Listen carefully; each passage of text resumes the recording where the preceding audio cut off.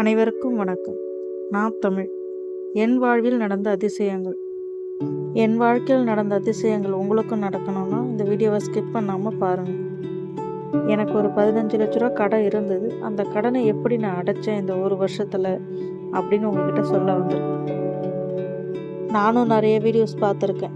எல்லா வீடியோஸ்லும் இந்த பரிகாரம் செஞ்சால் கடன் பிரச்சனை தீரும், அந்த பரிகாரம் செஞ்சால் கடன் பிரச்சனை தீர்ந்துடும், மணி பர்ஸில் இந்த மாதிரி எழுதி வச்சா கடன் பிரச்சனை தீர்ந்துடும் அப்படின்லாம் சொல்லிட்டு நிறைய வீடியோஸ் பார்த்தேன்.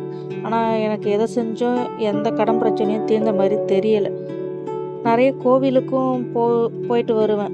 ஆனாலும் எனக்கு கோவிலுக்கு போயிட்டு வந்த நிம்மதி சந்தோஷம் இருக்குமே தவிர கடன் பிரச்சனை தீரவே இல்லை. சரி என்ன பண்ணலாம் அப்படின்னு சொல்லிட்டு யோசிச்சுன்னு இருக்கும்போது எனக்கு எதை நாம் கொடுக்கிறோமோ அதுவே திரும்ப கிடைக்கும் அப்படின்றத அப்பப்போ பார்ப்பேன், அப்பப்போ கேட்டிருக்கேன். அதனால் சரி நம்ம எதனா கொடுத்தா தான் நமக்கு திரும்ப கிடைக்கும் அப்படின்றத யோசித்து எனக்கு இஷ்ட தெய்வம் முருகர். அதனால் சஷ்டி மாதத்தில் 2 சஷ்டி வரும். அந்த மாதத்தில் 2 சஷ்டியும் என்னால் முடிஞ்சது ஒரு பிஸ்கெட்டோ எதனா டிஃபனோ எதனா பழமோ எனக்கு என் கையில் அன்றைக்கி எவ்வளோ கிடைக்குதோ என் கையில் அன்றைக்கி எவ்வளோ இருக்கோ அதுக்கு வாங்கி ஒரு 10 பேருக்கோ ஒரு 5 பேருக்கோ என்னால் முடிஞ்சதை கொடுக்க ஆரம்பித்தேன். நான் இப்போ சஷ்டி அன்னைக்கு என்கிட்ட ஒரு 50 ரூபா தான் இருக்குது அப்படின்னா அந்த 50 ரூபாய்க்கு என்ன வாங்கி தரலாம் அப்படின்றத யோசித்து அதுக்கு தகுந்த மாதிரி வாங்கி கொடுப்பேன். இல்லையா ஒரு 2 பால் பாக்கெட்டு வாங்கிட்டு போயிட்டு நாய் பூனைக்கெல்லாம் கூட அன்னைக்கு என்னால் ஏதோ ஒரு ஜீவனுக்கு நான் ஏதோ கொடுத்தேன் அப்படின்ற மாதிரி மட்டும்தான் யோசித்து கொடுக்க ஆரம்பித்தேன். இதை நான் கடந்த ஒரு வருஷமாக செஞ்சுக்கினே இருக்கேன். மாதத்தில் 2 சஷ்டி நான் செஞ்சுக்கின்னு இருக்கேன். இது கடந்த ஒரு வருஷமாக செஞ்சுன்னு இருக்கேன். இது இல்லாமல் என்னால் பக்கத்தில் இருக்கிற முருகர் கோயிலுக்கு சஷ்டி அன்னைக்கு ஒரு 30 ரூபாய்க்கு ஒரு 1/2 லிட்டர் பால் வாங்கி அபிஷேகத்துக்கு கொடுப்பேன்.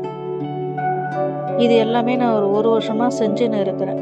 இதெல்லாம் செஞ்சு உனக்கு நல்லது நடந்ததா அப்படின்னு கேட்டிங்கன்னா கண்டிப்பாக நடந்தது. நான் இந்த ஒரு வருஷமாக இது செய்ய ஆரம்பித்ததுக்கப்புறம் என் கடன் பிரச்சனை எல்லாம் கொஞ்சம் கொஞ்சமாக தீர ஆரம்பிச்சது. கொஞ்சம் கொஞ்சமாக தீர ஆரம்பிச்சதுன்னா பணம் எங்கேயோ இருந்தோ அப்படியே வந்துடலை. ஆனாலும் பணம் எப்படி வந்ததுன்னா எனக்கு ஒரு தொழில் கிடைக்கிது, அது மூலிமா எனக்கு காசு கிடைக்கும் அப்படின்ற மாதிரி எதனா ஒரு ரூபத்தில் எதனா ஒரு வருமானத்துக்கு எதனா ஒரு வழி கிடைக்கும்.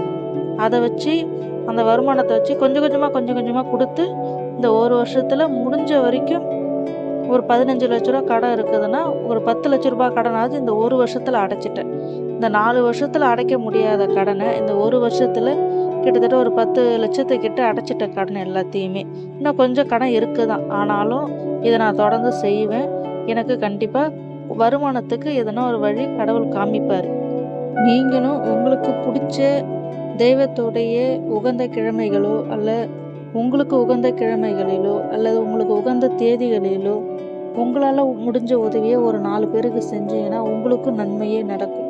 நம்ம என்ன கொடுக்குறோமோ அதுதான் திரும்ப நமக்கு கிடைக்கும். அதனால் நீங்கள் கொடுங்க, திரும்பி உங்களுக்கு கடவுள் கொடுப்பார் கண்டிப்பாக. நமக்கு உதவி செய்யறதுல நம்ம குலதெய்வம் முக்கியமான ஒன்று. அதனால் வருஷத்துக்கு ஒரு சிங்கிள் குலதெய்வ கோயிலுக்கு போயிட்டு வாங்க. வருஷத்துக்கு 2 சிங்கிள் குலதெய்வ கோயிலுக்கு போயிட்டு வரதும் நன்மை தான்.